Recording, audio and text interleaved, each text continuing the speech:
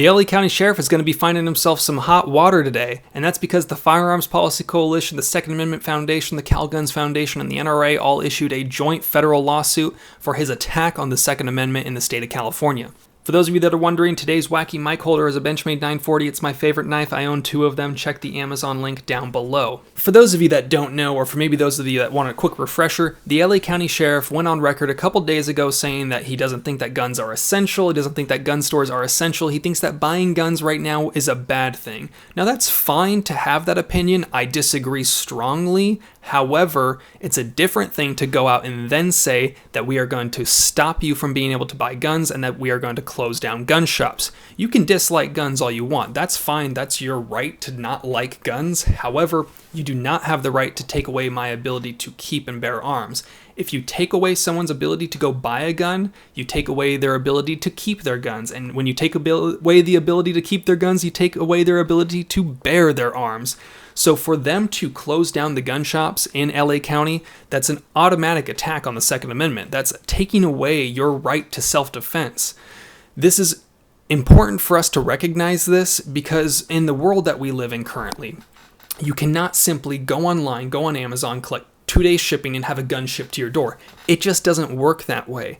Gun shops have to stay open because in order to buy guns in the state of California and everywhere else, you need to have a gun shop open. If you close the gun shops, you can no longer actually go out and buy a gun. And that's, for me, not an issue because I have all the guns that I could really want.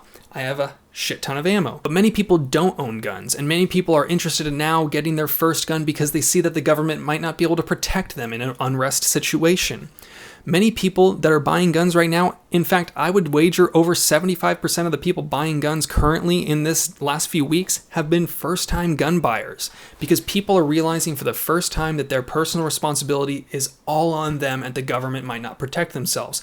I'm going to read a quick quote from this article from the Cal Guns Foundation chairman, Gene Hoffman, that's going to perfectly summarize this. 28 years ago, the LAPD had to withdraw their officers to protect their safety. We hope that the stay-home orders will mean that our public servants will not become infected in this pandemic, but the Constitution guarantees that everyone has a right to acquire arms and defend themselves should law enforcement not be able to respond before it's too late.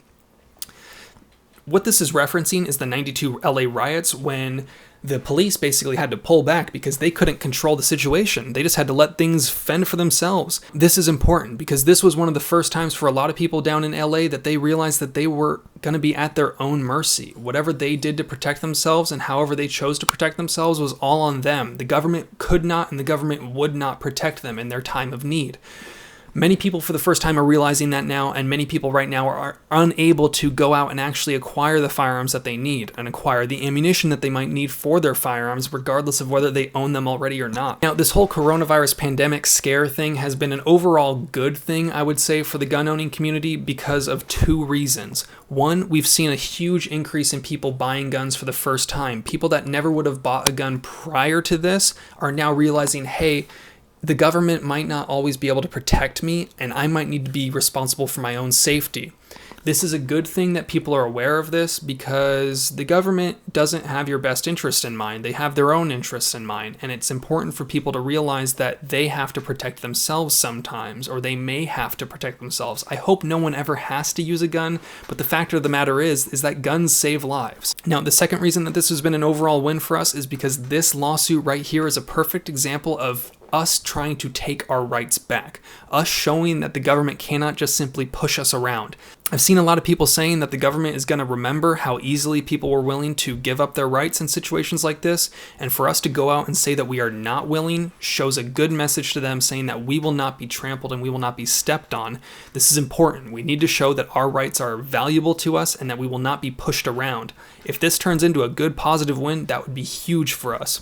I'm going to leave links down below where you can link up with all of the organizations that I mentioned below, the NRA, the Firearms Policy Coalition, the California Gun Rights Foundation, and the Second Amendment Foundation. FPC has a hotline at www.fpchotline.org where you can address this situation and get more information. For those of you that are curious, I'm going to leave links below. Feel free to check it out. I hope that you support, I hope that you donate to these various organizations and support our fight for our gun rights. As always, have fun, be safe, stay dangerous. Peace.